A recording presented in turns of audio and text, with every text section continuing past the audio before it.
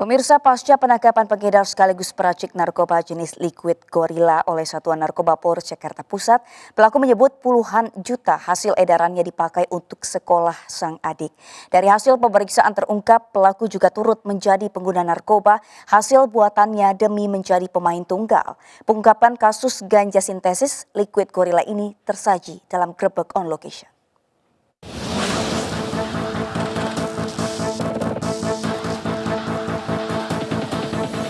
Vape ini merupakan salah satu rokok elektrik yang anak muda sekarang ini memang suka menggunakan dan mengkonsumsi. Ternyata ada bahan baku narkoba jenis ganja ini yang bisa diekstrak, kemudian dijadikan cairan, dan cairan itu dimasukkan ke dalam vape. Nah, ini ada peluang buat mereka untuk mengolah, yang intinya tetap menjual narkoba.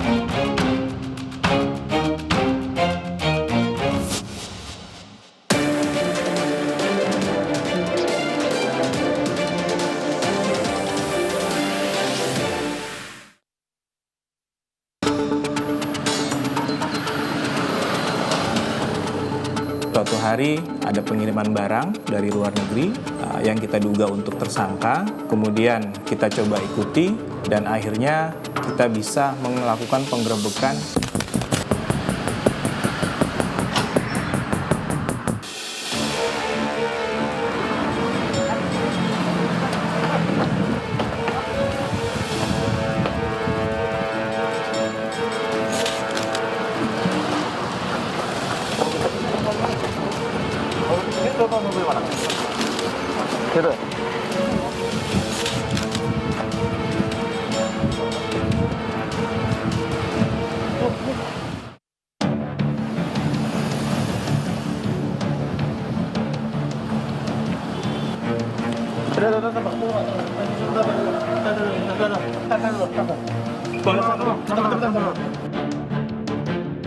Dari penggerebekan tersebut kita dapati sejumlah barang bukti.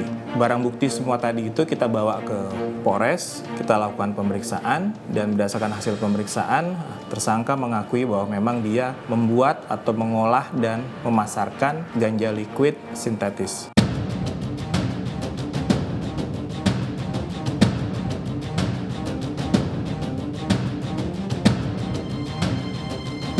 Hasil dari pengejaran target operasi kami berhasil mengamankan barang yang sudah jadi, yaitu Gorilla Liquid. Bentuknya seperti ini, liquid vape ukuran 5 mili, dan dia press menjadi bentuk liquid vape.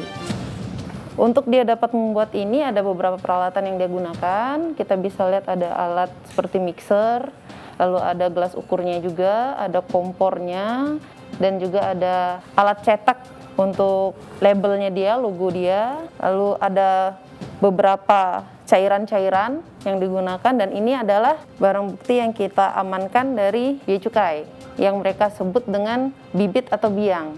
Lalu ini ada berbagai jenis perasa dan ada larutan-larutan yang dia campurkan ke bahan yang dia sebutkan biang tersebut, sehingga hasil dari campuran tersebut jadilah barang hasil jadi ini.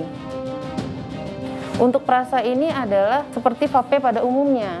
Jadi ada rasa stroberi, ada rasa madu. Jadi memang dia membuat kamuflase Gorilla Liquid ini untuk tidak terdetek bahwa ini narkotika, bahwa ini cairan vape biasa.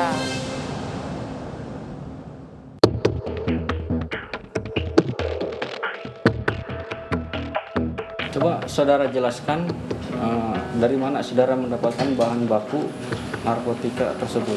Untuk yang pertama dari Belanda dan yang kedua dari Hong Kong. Yang pertama dari Belanda, tapi untuk yang pengiriman yang ini dari negara Hong Kong ya. Dengan cara bagaimana tuh saudara memesan atau membelinya? Memesan melalui Instagram. Kalau pasaran dia ngejual melalui medsos ya, ada komunitinya dia yang memang sudah langganannya dia. Di luar itu dia jual melalui online yang ada kode-kodenya. Kita tidak tahu bahwa itu jualan jenis ganja liquid, tetapi orang-orang itu sudah mempunyai kode. Jadi melalui medsos saja. Jadi kalau memasarkan itu bagaimana? Memesan melalui DM. Melalui apa dikirimnya? Kalau untuk keluar Jakarta ekspedisi, kalau untuk Jabodetabek tempel Pak di suatu tempat. Maksudnya tempel itu? Tempelnya bagaimana?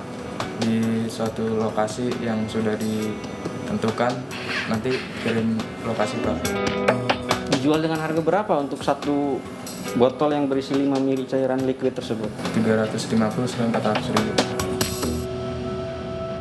Tersangka ini memang dia ngolah, jadi bahan baku yang dipesan dari Hong Kong itu diolah sama dia sehingga menjadi satu produk. Ternyata pengakuan dia ngolah itu sambil nyoba. Kemudian setelah dirasa dia udah sempurna baru dijual. Nah, untuk proses ini sudah saudara jalankan selama berapa bulan? Untuk jalan baru 3 bulan. Nah, selama 3 bulan itu keuntunganmu apa yang sudah kamu dapat? Membantu perekonomian keluarga.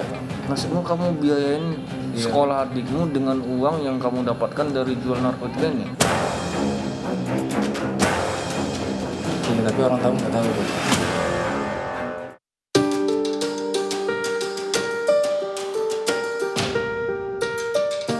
Jadi kami komitmen Kepolisian Negara Republik Indonesia ini karena narkoba ini menjadi musuh dunia.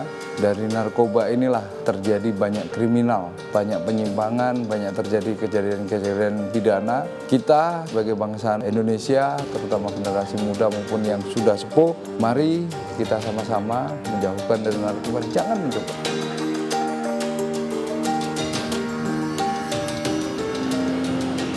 Ironis bagaimana para pelaku kejahatan justru memanfaatkan kemampuannya untuk meracik obat-obatan terlarang.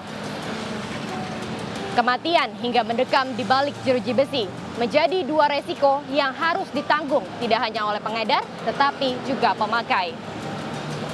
Aparat kepolisian tentunya tidak segan-segan akan menindak tegas siapapun para pelaku kejahatan. Hal ini dilakukan untuk melindungi warga negara Indonesia dari jerat narkoba.